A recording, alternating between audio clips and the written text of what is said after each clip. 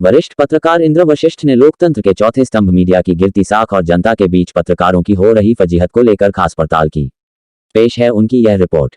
अपराध की खबर सिर्फ किसी वारदात की सूचना भर नहीं होती है। अपराध की खबर लोगों को सतर्क और जागरूक करती है। अपराधी वारदात के कौन से तरीके अपनाकर लोगों को अपना शिकार बना रहे हैं, इसकी जानकारी अपराध के समाचारों से मिलती है। लोग यदि अपराध के समाचार में दी गई जानकारी पर ध्यान दें तो वह अपराधियों के चंगुल के आने से खुद को काफी हद तक बचा सकते हैं। लेकिन अफसोस की बात है कि लोग ऐसी खबरों को गंभीरता से नहीं लेते और अपराधियों के चंगुल में फंस जाते हैं। इस बात का अंदाजा इस बात से लगाया जा सकता है कि ठगी, जालसाजी, धोखाधड़ी के समाचार निरंतर आते रहते हैं। इसके बावजूद ऐसे अपराध के मामले बढ़ते जा रहे हैं। इससे पता चलता है कि अपराध के समाचारों से लोग कुछ सबक नहीं लेते या फिर अपने लालच के कारण ठगों के जाल में फंसते जाते हैं। अपराध की रिपोर्टिंग सिर्फ वारदात की सूचना तक ही सीमित नहीं है।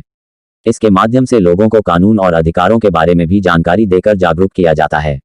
अपराध पीड़ित के क्या क्या अधिकार और पुलिस का क्या कर्तव्य है, यह भी क्राइम रिपोर्टिंग से बताया जाता है। क्राइम रिपोर्टिंग गंभीर और जिम्मेदारी से किया जाने वाला कार्य है, लेकिन न्यूज चैनलों के आने के बाद से इसमें काफी गिरावट आ गई है। सबसे पहले दिखाने की अंधी दौड़ में गलत खबरें तक दे दी जाती है, बिना यह समझे कि गलत खबर से किसी पर क्या बीतेगी। कुछ समय पहले लाइव इंडिया चैनल ने दिल्ली की टीचर उमा खुराना के बारे में यह खबर चला दी कि वह छात्राओं से देह व्यापार कराती है। पुलिस ने भी बिना तफ्तीश किए तुरंत उमा को जेल में डाल दिया। बाद में तहकीकात में पुलिस ने पाया कि उमा बेकसूर है और उसके बारे में दिखाई खबर फर्जी है।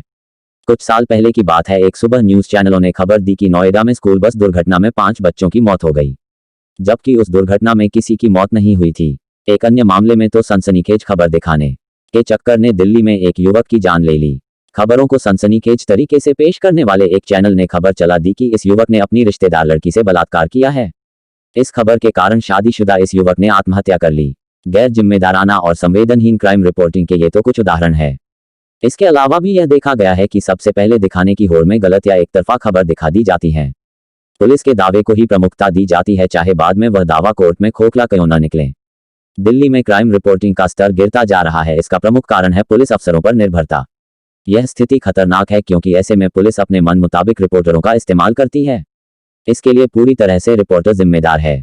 बड़े बड़े समाचार पत्र समूहों और चैनलों तक के रिपोर्टर जब आईपीएस अफसरों के पैर छूते हो तो अंदाजा लगा सकते हैं कि उनकी रिपोर्टिंग कितनी सही और निष्पक्ष होगी। क्राइम रिपोर्टिंग का मतलब है कि पुलिस के दावे की भी पड़ताल कर सच्चाई का पता लगाना है। अपराध पीड़ित ही नहीं, आरोपी का भी पक्ष लेकर सभी पहलू तथ्य समेत निष्पक्ष खबर दी जाए। सिर्फ पुलिस के दावे आधार पर ही किसी को मुजरिम करार देना क्राइम रिपोर्टिंग नहीं होती। आरोपी मुजरिम है या नहीं यह कोर्ट ही तय कर सकती है। अपराध पीड़ित, पुलिस और आरोपी की बात को वेरीफाई करके सही तथ्य अपनी रिपोर्ट में देने चाहिए। अक्सर पाया गया कि पुलिस डकैती को लूट में तथा लूट और स्नैचिंग को चोरी में दर्ज करती है। पुलिस जब डकैती या लूट के मामले सुलझाने के दावे करती है, क्राइम रिपोर्टर को तब यह पड़ताल करनी चाहिए कि पुलिस ने जो मामले सुलझाने का दावा किया है क्या वह सभी मामले पुलिस ने वारदात के बाद दर्ज किए थे या नहीं, और दर्ज है तो क्या वह आईपीसी की सही धारा में दर्ज किए गए। इसके लिए क्राइम रिपोर्टर को आईपीसी की प्रमुख धाराओं की जानकारी भी होनी चाहिए। आंकड़ों के द्वारा अपराध कम दिखाने के लिए पुलिस अपराध के सभी मामलों को या तो दर्ज नहीं करती या फिर उनको हल्की धारा में दर्ज करती है।